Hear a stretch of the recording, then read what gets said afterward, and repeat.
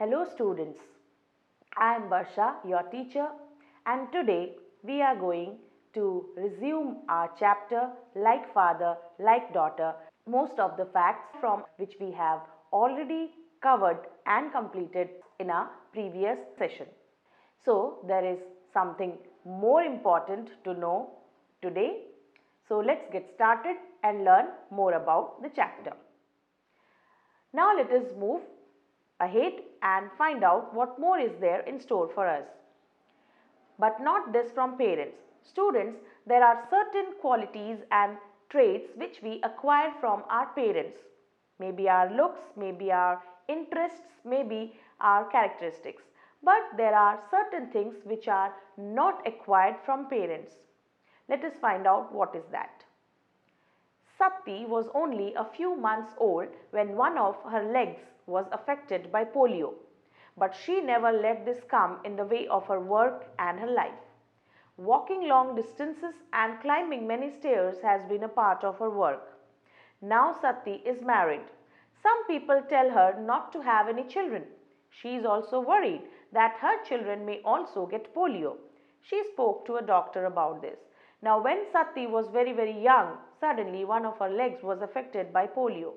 We all know that since last 5 years we have not seen a single case of polio in our country, and this is not less than an achievement. So this was not there before. So Sati was affected by polio, but she had never let this polio come in her way of success or in her way of life. She used to walk long distances and climb many stairs as any normal person as a part of her work. After that, she got married. Now, when she is married, there are certain people who are advising her not to have children because they feel as Sati was affected by polio, that means if her children are born, they will also get the same disease, they will get polio. But this is not the truth. She went to a doctor to ask about this, and the doctor had explained her very nicely. He said that no, don't be worried. It is not that if any of the parents have polio, their child will also have it. So there are some myths in our society. People are unaware, and it's the lack of awareness for which people feel that these kinds of diseases, like whether it is polio, then that also will be acquired by the children. So that is not the truth. Thank God to the doctor who explained the truth to Sati, and Sati could have her children now. So here are some questions for you to answer. Here is the question for you. Have you read or heard anything about polio? Where? So whether you have read it or not, yes, I have read about polio in newspaper and in many hoardings also, because the eradication of polio is a campaign and it is always displayed on the hoardings, and the advertisements are also shown in the newspaper or in the TV. Now, have you read or heard any news about pulse polio? What? So this is what I was talking about to you people. Yes, I have heard about pulse polio. Pulse polio is a program run by the government. Vaccination camps are organized every month where every child below 5 years of age is given the polio vaccine drops. The vaccine is given free of cost. Do you know of anyone who has polio? So if you know anybody who has got this polio, you can mention about him. Now comes the most important part of the chapter. The person behind this law of inheritance, who has helped us to know how we get the qualities or traits of our parents in our body. That is because of the genes. This theory is known as genetics, and that is only because of the genes present in our father's or mother's body. Like our parents have the same genes, and we also get the same genes through them. So that is through our DNA, which is transmitted from their body to our body, and that's why we acquire the same qualities. So how did this happen? Let us find out now. There's a short story to learn. Experiments with peas, rough or smooth. Now, Gregor Mendel was born in a poor farmer's family in Austria in 1822. He was very fond of studies. but the very thought of examinations made him nervous. Oh, you too feel the same. So Gregor Mendel was the person behind all this, and he was born into a poor family. His family was a farmer's family, and he was born in Austria in 1822. He liked studying so much, but the only thing which scared him was examination. Now, most of the students like to study and explore, but the name of examination is such a scary thought for all of the students. So, Gregor Mendel was also not different. He was also very much scared at the thought of examination. He did not have money to study at the university, so he thought of becoming a monk in a monastery. He thought from there he would be sent to study further, which he was. But to become a science teacher, he had to take an exam. Oh no! He got so nervous that he kept running away from the exam and kept failing. So, because he was not that rich, he could not study in a university because of the lack of funds, because he was not that rich, he was poor, he belonged to a poor farmer's family. So he thought that he would become a monk in a monastery and he would continue his studying further. He was continuing his studies being in a monastery, but to become a science teacher he had to take an exam, and the very thought of exam was so frightening for him. So he kept running away from exam, and that made him fail again and again. But he did not stop doing experiments. For 7 years he did experiments on 28,000 plants in the garden of the monastery. It's so amazing that his passion to learn and study more kept him going, and he experimented on 28,000 plants in his garden at the monastery. He worked hard, collected many observations and made a new discovery, something which scientists at that time could not even understand.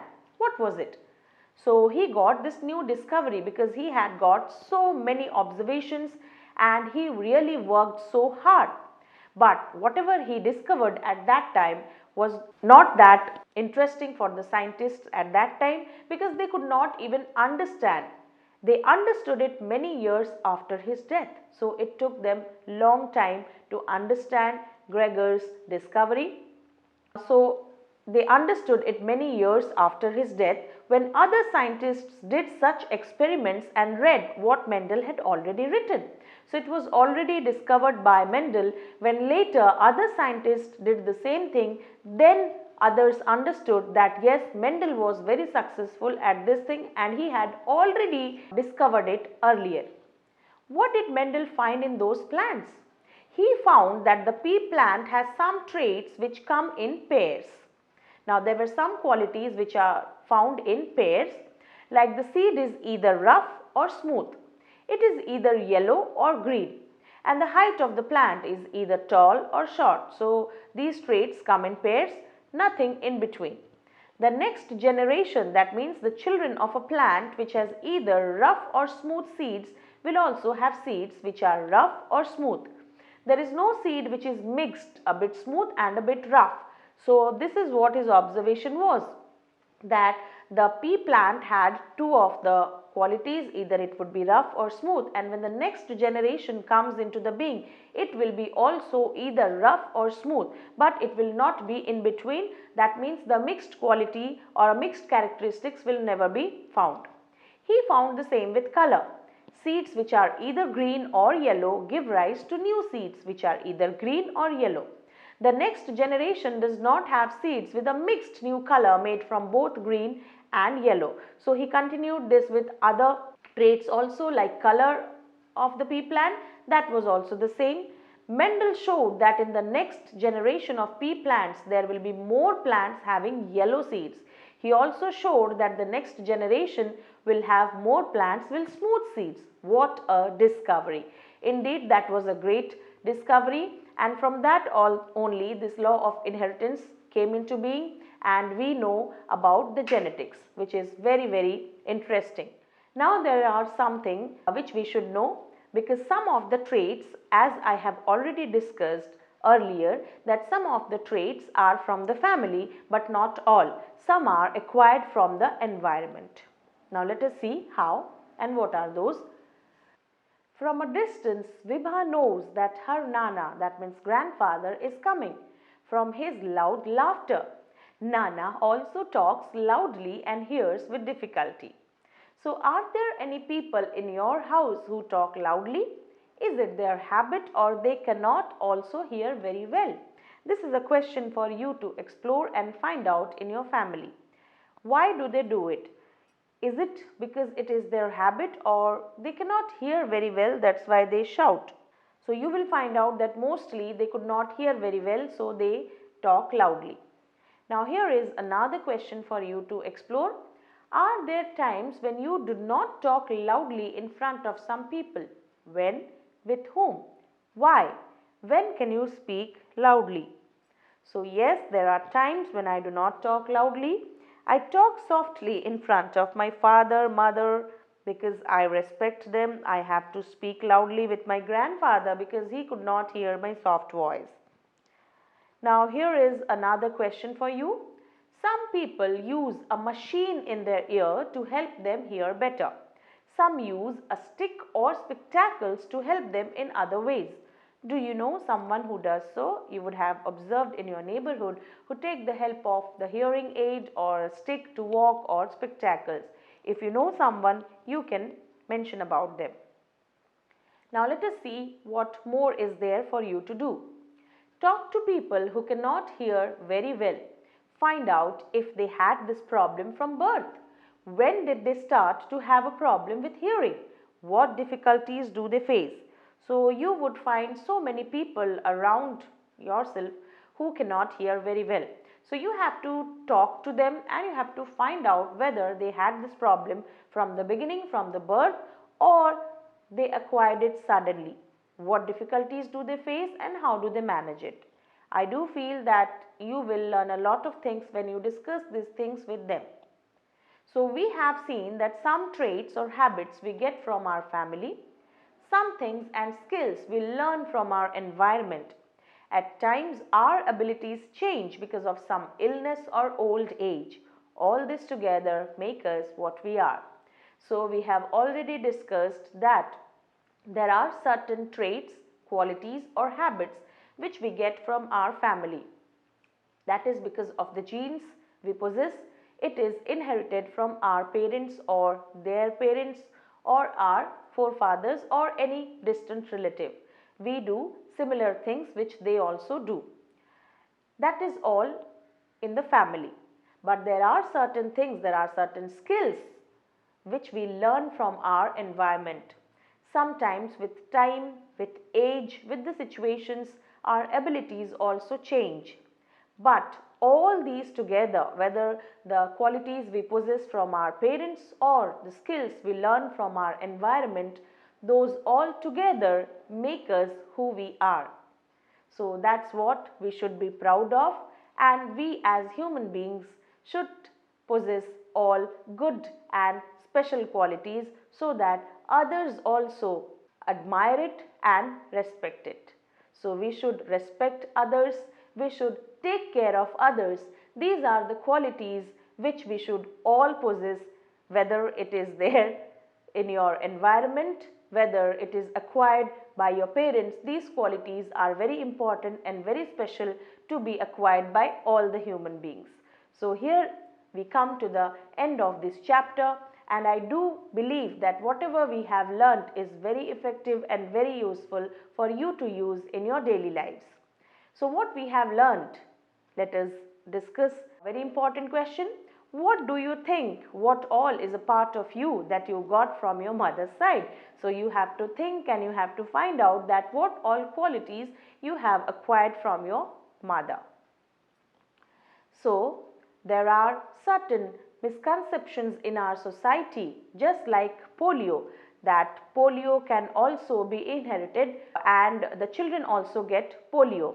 Similarly, there are some misconceptions in our society like polio, leprosy is also there. So people feel that if your parent had leprosy or polio, then you can also get it. So these things are not correct. You should go to a doctor and then you should find out the real reason. These diseases like leprosy or polio, they are caused by virus or some other means. that doesn't mean that the children also will inherit the same disease from the parent. So you should not be worried, and you should try to avoid these misconceptions. You should take the advice of a doctor and consult a doctor so that he could clarify all your doubts as well as the misconceptions which prevail still in the society. I do believe that this information would be really helpful for you and you can practically implement it in your lives. So students, we have already covered the most important elements of this chapter. This chapter conveyed us very nicely that what makes us look like our parents or grandparents. Hope this will help you to further understand the things in a better way, and even some of you would pursue your career in this field. Here we come to the end of this chapter, and we'll meet once more again with a very interesting session of another chapter in our next session. Till then, keep yourselves engaged and be safe. Thank you.